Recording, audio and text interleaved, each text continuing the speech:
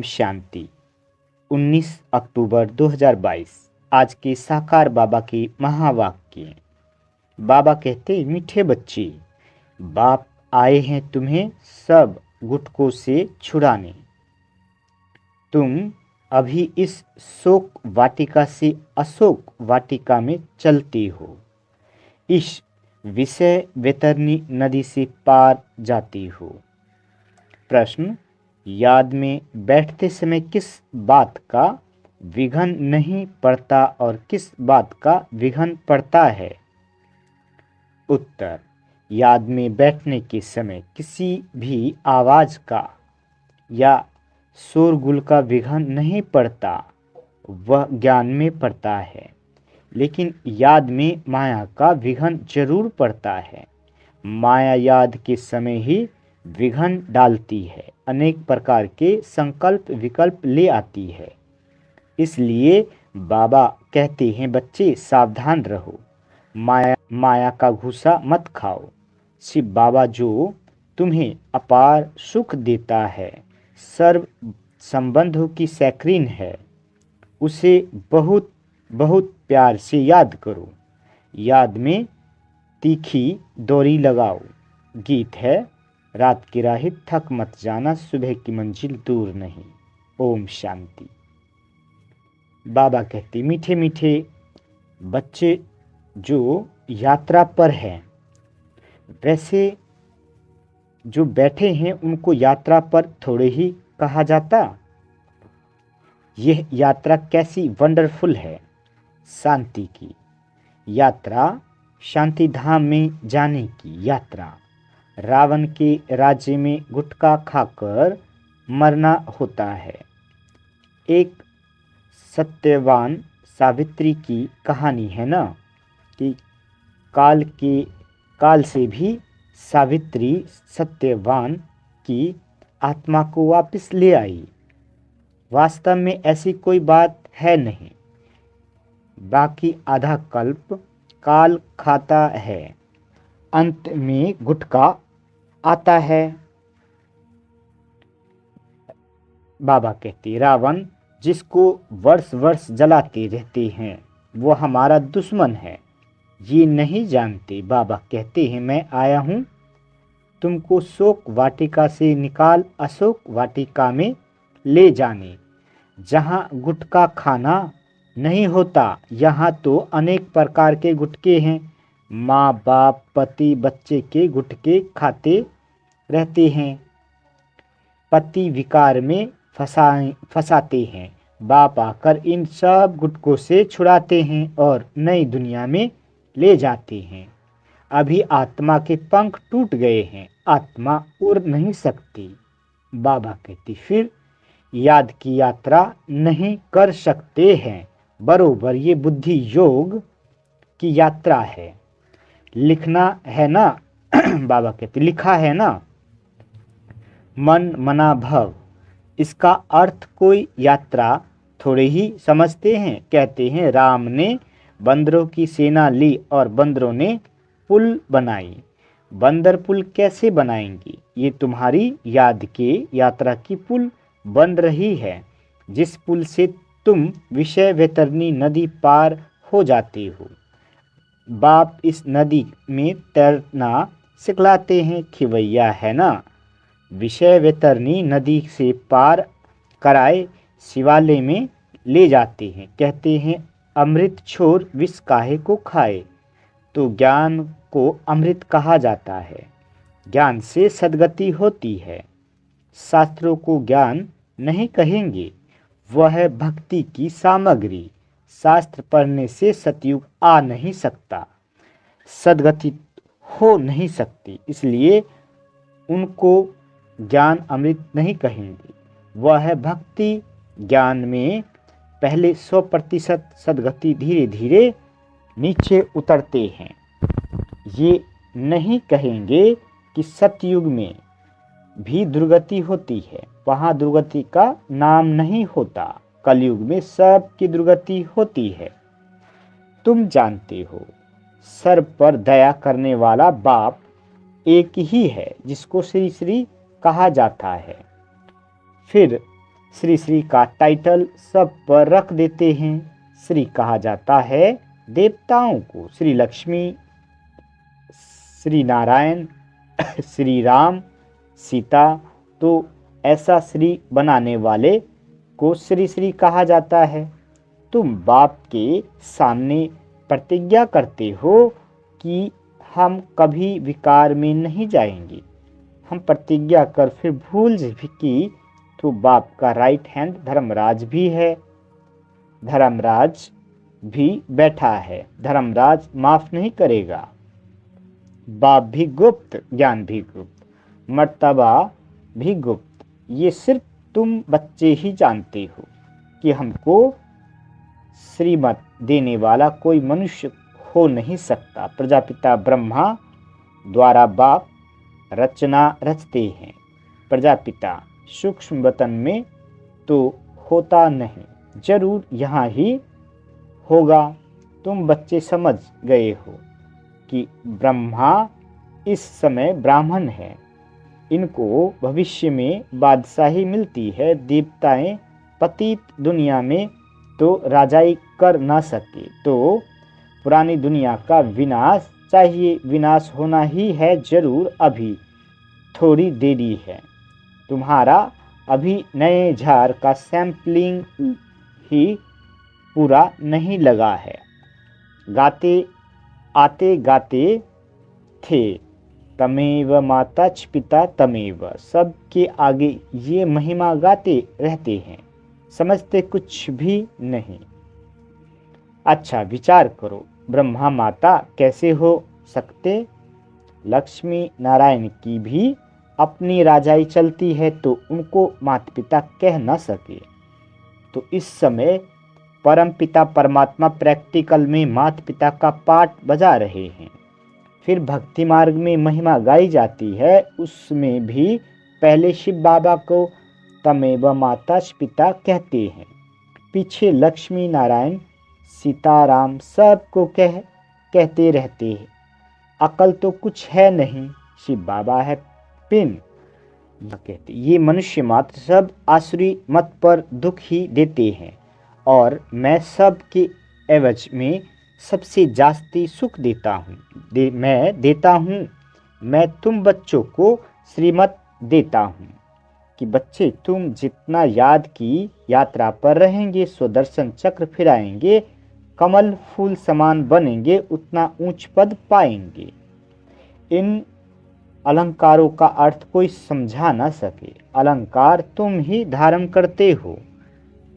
बाबा कहते निशानी विष्णु को दे दी है, तीसरा नेत्र भी देवताओं को दे दिया है। वास्तव में तीसरा नेत्र भी तुमको मिलता है। त्रिनेत्री त्रिकालदर्शी अक्षर है ना, इसका अर्थ भी इस समय तुम आत्मा की बुद्धि में है। आत्मा की बुद्धि में ही सब कुछ रहता है। मेरी आँख नाक कान भी शरीर नहीं कहता है। आत्मा कहती है ये मेरा शरीर रूपी महल है। आत्मा को मालूम पड़ता है कि मुझ आत्मा में 84 जन्मों का पाठ मूंधा हुआ है। कितनी गुप्त बातें हैं। आत्मा को रॉकेट भी कहते हैं। जिस आत्मा को शरीर छोड़ लंदन में जाना होता हो तो सेकंड में चली जाएगी। उन्होंने कितना तीखा रॉकेट बनाया है जो सुबह चले तो शाम को पहुंच जाए। आगे स्टीमर में 3 से 4 मास लग जाते थे, अभी स्टीमर में 1 मास लग जाता है, एरोप्लेन में 1 दिन। परंतु आत्मा बहुत तीखा रॉकेट है जो 1 सेकंड में पहुंच जाती है, जो कोई भी देख ना सके। तुम आत्मा का ऑलराउंडर पार्ट है। अच्छा, परमात्मा का पार्ट क्या है? द्वापर से मेरा साक्षात्कार कराने का पाठ है। जो जिस भावना से मुझे याद करता है उनकी मनोकामना पूर्ण करता हूँ। अभी मेरा ज्ञान देने का पाठ है। पतितों को पावन बनाने का पाठ है। तुमको मास्टर नॉलेजफुल गॉड के बच्चे मास्टर गॉड बनाता हूँ। जिन्होंने कल्प पहले पुरुषार्थ किया था वही करेंगे। बच्चे कहते हैं कल्प पहले आए थे, अब फिर से वर्षा ले रहे हैं। किसके पास? माता पिता के पास। सरस्वती सबकी माता है। उनकी माता ये ब्रह्मा, इनकी माता तो कोई है नहीं। शिव बाबा खुद कहती हैं तुम मेरी वन्नी पत्नी हो। तो फिर मैं कहता हूँ पति बगैर खाना कैसे मैं खाऊंगा? तो अच्छा, शिव बाबा और हम दोनों इकट्ठे खाते हैं, नशा तो रहता है ना। तुम भी खुद कहती हो कि बाबा दलाल बन गया है अपने साथ सगाई कराने। तुम श्रीमत पर परमात्मा के साथ सबकी सगाई कराती हो। पंडितों ने जो विकार का हथियाला बांधा है वह बाप कैंसिल कराती हैं। बाप कहते हैं तुम ज्ञान चिता पर बैठो तो घोड़े बनेंगे। काम चिता पर बैठ तुम काला मुंह क्यों करते हो? श्याम सुंदर का अर्थ तुम जानती हो। श्री कृष्ण है सुंदर, अभी तो वह भी श्याम है। अब बाप ने आकर अपना परिचय दिया है तुमको, पतित पावन गॉडफादर के स्टूडेंट। तो ये पाठशाला है, पाठशाला में पढ़ाई होती है, मेहनत करनी पड़ती है। और उन सत्संगों में मेहनत नहीं है। वहाँ तो गीता सुनी, ग्रंथ सुना और घर गया। वहाँ कोई थोड़े ही कहता है कि पवित्र बनो, यात्रा करो, आगे चल। ये सब जिस्मानी यात्राएं आदि बंद हो जाएंगी।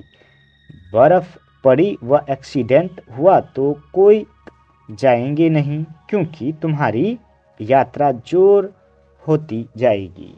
बाबा कहते हमारी यात्रा है शिवालय तरफ। पहले शिव की पूरी शिवालय में जाएंगे, फिर शिव की स्थापना की हुई पूरी शिवालय स्वर्ग में जाएंगे। शिवपुरी और विष्णुपुरी दोनों को शिवालय कहेंगे, क्योंकि मुक्ति जीवन मुक्ति दोनों शिव बाबा ही देते हैं। तो सतयुग देवी घराना शिव बाबा स्थापन करते हैं। अच्छा, याद में आवाज़ का विघ्न पड़ नहीं सकता, ज्ञान सुनने में शोर का विघ्न पड़ेगा। मनुष्य तो कहते हैं शांति करो, नहीं तो याद में विघ्न पड़ेगा, परंतु योग में आवाज़ विघ्न नहीं डालता, विघ्न डालती है माया। बच्चों के साथ माया की युद्ध है। बच्चों को युद्ध के मैदान में हार नहीं खानी चाहिए। माया तो घूसा लगाती रहती है। माया ने नाक पर घूसा लगाया तो ये गिरा, फिर खड़े हुए, फिर नाक पर लगाया तो ये गिरे। तो बाप कहते हैं ये माया काम क्रोध के घूसे मारती है, इससे तुम्हें बहुत बहुत सावधान रहना है, घूसे नहीं खाने हैं। अच्छा, मीठे मीठे सिक्के दे बच्चों प्रति माता पिता बाप दादा का याद प्यार और गुड मॉर्निंग। रूहानी बाप की रूहानी बच्चों को नमस्ते। हम रूहानी बच्चों की रूहानी माता पिता बाप दादा को याद प्यार गुड मॉर्निंग और नमस्ते मीठे बाबा नमस्ते। धारणा के लिए मुख्य सार। पहला पॉइंट, ज्ञान के सब अलंकारों को धारण कर स्वदर्शन चक्रधारी त्रिनेत्री त्रिकालदर्शी मास्टर गॉड बनना है।